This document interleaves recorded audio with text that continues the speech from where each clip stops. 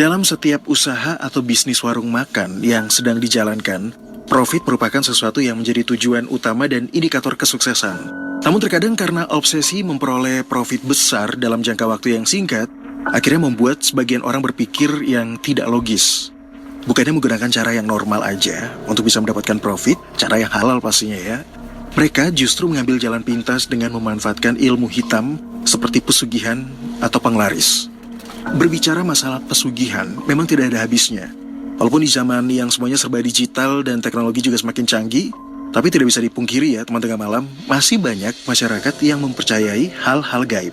Apalagi saat ini kita sudah hidup di era modern yang ya apa-apa udah serba digital, serba computerized. Pokoknya serba canggih deh, gadget juga udah macem-macem, ya zaman udah maju. Ya setiap orang mungkin juga punya pikiran yang berbeda-beda. Ada yang sebagian orang masih kesulitan juga dalam ekonomi, himpitan ekonomi, membuat tidak sedikit dari mereka yang melakukan jalan pintas untuk meraih kesuksesan versi mereka. Walaupun hidup di era serba canggih, pesugihan juga masih tetap eksis berkembang di Indonesia. Sebut saja pesugihan pocong, salah satunya. Meskipun menakutkan dan berhubungan dengan makhluk gaib, konon, hal ini tetap dilakukan demi mendapatkan income yang lebih besar dan lebih cepat. Praktis, ya mungkin menurut mereka. Tapi tetap saja ini jalan yang salah. Apakah benar pesugihan bisa memperbaiki perekonomian seseorang? Ya, banyak yang bertanya seperti itu. Tapi kalau misalnya cepat kayanya, tapi berbahaya buat apa ya? Sama seperti satu istilah atau kutipan yang pernah saya dapatkan, easy come, easy go. Cepat dapatnya, cepat hilangnya. Gak enak banget kalau gitu ya, teman tengah malam. Nah, ternyata untuk melakukan pesugihan pocong ada syaratnya. Pesugihan merupakan perjanjian antara manusia dengan makhluk gaib, baik itu jin atau siluman, di mana perjanjian tersebut jelas memiliki syarat-syarat yang harus dipenuhi. Apabila seorang manusia telah melakukan perjanjian bersama makhluk gaib, jelas ada resiko yang harus mereka hadapi. Bisa saja resikonya malah lebih membahayakan, lebih besar, dan malah lebih merugikan dibandingkan keuntungan yang didapatkan. Dan bila kita pikirkan lebih dalam lagi, pihak manusialah yang sebenarnya sangat dirugikan. Harus bersedia melayani pocong setiap malam Jumat Kliwon di kamar khusus. Yang kedua, syaratnya tidak boleh sampai melupakan untuk menyediakan atau menyiapkan sesajen atau sesaji pada waktu-waktu tertentu. Bila beberapa syarat sudah terpenuhi, sang dukunlah yang nantinya akan bergerak. Sang dukun akan meminta pertolongan pada Raja Pocong untuk memberikan satu rakyatnya sebagai pesugihan. Setelah perjanjian terjalin, si pocong akan standby di depan toko kelontong atau mungkin rumah makan atau warung untuk berada di lokasi tempat pesugihan dibuat. Nah, demi mendapatkan keuntungan besar, berbagai cara pun dilakukan para pelaku usaha makanan. Ya, mungkin karena mereka tidak puas dengan cara yang konvensional dan halal. Langkah gaib dilakukan karena mungkin ya dipikir lebih praktis dan lebih menggiurkan. Sebenarnya penglaris ini bisa dibilang sebagai perjanjian yang dilakukan antara manusia dan golongan jin agar membuat makanan yang dijajankan atau yang dijual rasanya menjadi makin lezat. Dengan begitu membuat si pelanggan akan kembali lagi untuk menikmati menu yang sama. Kegiatan gaib biasanya dilakukan untuk berharap sebuah kekayaan yang dilakukan dengan praktek ilmu hitam. Iya, namanya juga ilmu hitam. Tentu bukan jalan lurus yang benar dan dibenarkan. Tapi toh tetap saja masih ada beberapa orang yang menempuh jalan ini. Konon katanya, penglaris dagangan banyak sekali jenisnya, macam-macam. Mulai dari menggunakan jimat, menggunakan makhluk gaib, hingga benda-benda yang dianggap sakral seperti benda-benda yang berhubungan dengan kuburan atau benda-benda keramat. Penglaris pocong diyakini sebagai salah satu cara yang dipakai untuk tujuan mencapai kekayaan secara instan. Ada berbagai kabar yang beredar bagaimana pocong digunakan sebagai barang penglaris. Yang pertama, dengan cara mengambil tali pocong pada Selasa Legi. Karena konon katanya, pocong yang talinya diambil pada hari tersebut memiliki kekuatan mistis yang kuat, sehingga banyak keluarga yang berjaga-jaga di sekitar pemakaman jika Selasa Legi sudah datang. Tindakan tersebut dilakukan guna melindungi jasad agar kuburannya tidak digali oleh orang-orang yang tidak bertanggung jawab. Pesugihan tali pocong biasanya disembunyikan di rumah makan bersama dengan benda-benda sebagai persyaratan. Nah, cara yang kedua, dengan memelihara pocong di rumah makan. Nantinya si pocong akan bertugas meneteskan atau meludah, mengeluarkan air liurnya ke makanan yang tersaji dengan harapan rasanya akan semakin enak atau jauh berbeda dan yang menyantap akan semakin suka dengan hidangan tersebut. Sebagai imbalannya, pocong ini mengaku diberi sesajen, dan minyak, atau ritual-ritual tertentu pada setiap malam Jumat. Sebelumnya pada 2019 lalu, publik sempat digegerkan dengan video penampakan pocong yang terekam kamera di sebuah rumah makan sekitar Malang, Jawa Timur. Jadi ceritanya, ada sekelompok anak muda yang sedang menyantap makanan di sore hari menjelang maghrib di salah satu tempat makan. Nah, salah satu temannya mencoba untuk mengabadikan momen tersebut, ya untuk dokumentasi lah. Namun yang terlihat sungguh tidak terduga. Ada sosok misterius yang berayun-ayun di dalam rumah makan tersebut, atau yang melompat dari satu meja ke meja lain atau dari satu tempat ke tempat lain, yang diyakini sebagai sosok pocong karena mengenakan kain berwarna putih yang terikat seperti mayat yang dikafani.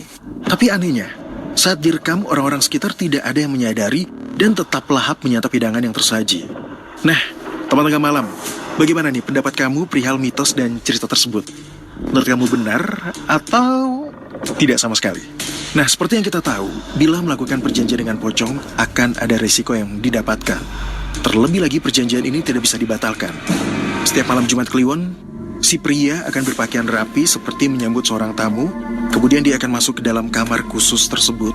Si pocong akan berubah menjadi wanita cantik dan siap melayani meskipun dalam rupa wanita cantik, ya tetap saja sosok astral atau sosok gaib itu adalah pocong. Nah, kalau sudah gini masih mau nggak teman tengah malam? Jangan sampai deh, jangan mencoba hal-hal yang sebenarnya memang membahayakan buat kita dan keluarga kita. Bila syarat-syarat pesugihan pocong tidak dilakukan sesuai dengan ketentuannya, resikonya adalah dia akan kehilangan orang tersayang mereka sebagai tumbal. Baik itu anak, istri, orang tua, atau bahkan nyawa mereka sendiri. Lalu apa saja sih tanda-tanda kalau sebuah warung memakai pocong penglaris? Nah, berikut ini Podcast Selamat Tengah Malam sudah mengumpulkan beberapa informasi mengenai ciri-ciri sebuah warung memakai pocong penglaris yang didapatkan dari berbagai sumber. Yang pertama, rasanya ini selalu lezat karena diludahi pocong. Banyak kaum indigo yang menyebut jika makanan akan terasa lebih lezat saat dimakan karena diludahi oleh sang pocong terlebih dahulu sebelum disantap pengunjung. Liur gaib yang tercampur ke makanan menjadi jampi-jampi yang mempengaruhi pikiran, bahkan juga cita rasa dari makanan, bahkan mungkin juga dari lidah setiap orang. Sehingga dia menyangka bahwa makanan itu benar-benar lezat, padahal sebenarnya rasanya biasa-biasa saja. Nah, ciri yang kedua, makanan hanya lezat saat dimakan di tempat. Gimana, teman tengah malam pernah gak sih punya pengalaman seperti itu? Makan di tempat enak banget, pas dibungkus, bawa ke rumah, bawa pulang ke rumah, rasanya biasa-biasa aja. Seperti itu. Konon katanya, makanan akan berbeda saat makan di tempat dan saat makan di rumah atau bawa pulang. Atau bahkan juga makanannya jadi cepat basi dan tidak layak untuk dikonsumsi. Tugas jin penglaris adalah menjaga tempat usaha tuannya. Tidak hanya dari gangguan tapi juga soal rasa. Jin penglaris bertugas membuat makanan-makanan yang disajikan rasanya menggoda selera. Meskipun rasa yang enak ini sebenarnya tipuan belaka. Ciri yang ketiga, jika berdoa sebelum makan, katanya rasanya akan berubah total. Mungkin kamu pernah mengalami hal ini. Jadi saat makan di satu tempat dan langsung kita icip rasanya benar-benar enak. Tapi kemudian ketika kita berdoa rasanya berubah 180 derajat. Rasanya tidak senikmat sebelumnya. Ya, ini juga harus diwaspadai sebagai indikasi sebuah tempat itu memasang pocong penglaris. Ya, apalagi kita sejak kecil diajarkan untuk selalu berdoa sebelum makan. Alasannya salah satunya ya agar makanan yang akan kita santap terhindar dari pengaruh-pengaruh negatif atau hal-hal jahat. Ciri yang keempat, ada ruang khusus katanya yang tidak boleh dibuka. Tempat makanan yang memakai jasa jin penglaris atau pocong penglaris biasanya memiliki satu tempat khusus yang tidak boleh dibuka oleh siapapun dengan alasan apapun. Pasalnya tempat ini biasanya bakal dipakai si jin untuk tinggal atau mungkin sebagai ruang bagi si empunya untuk melakukan jampi-jampi atau ritual-ritual khusus. Dan ciri yang kelima, soal tempat cuci piring yang sangat jauh. Menurut pengalaman orang-orang, tempat yang diduga memakai jasa jin penglaris biasanya punya satu tempat yang terpisah dari bangunan utama. Biasanya tempat tersebut dipakai untuk mencuci piring. Memang tidak terkesan mencurigakan, tapi ini diketahui sebagai cara agar jin penglaris bisa bekerja dengan baik. Konon, jika kamu pernah melihat warung makan yang lokasinya saling berdempetan satu sama lain, dan kamu perhatikan dari banyaknya pembeli atau pengunjung, kamu bisa mengetahui apakah warung makanan tersebut menggunakan penglaris dagangan atau tidak. Jika keramaian di salah satu warung makanan secara signifikan tidak seimbang, yang sebelah ramai banget, yang sebelahnya lagi biasa-biasa saja, ya, who knows, bisa jadi warung makan tersebut menggunakan penglaris dagangan.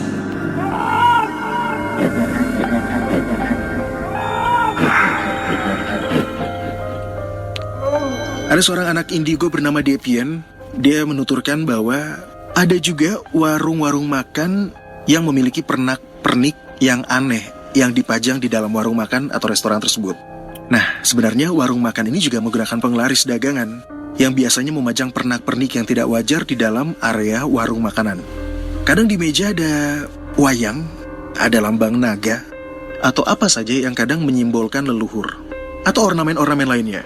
Sebenarnya kalau kita peka, kita bisa ngerasa sih, kalau memang suasana tempat makan, warung, atau restoran itu memakai jin atau pocong penglaris. Nah, pasti kamu penasaran dengan efek sampingnya kan? Apalagi kalau makan di warung yang menggunakan penglaris.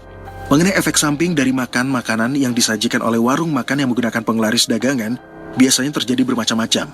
Seperti yang dialami oleh seorang ibu, sebut saja Ibu Rima.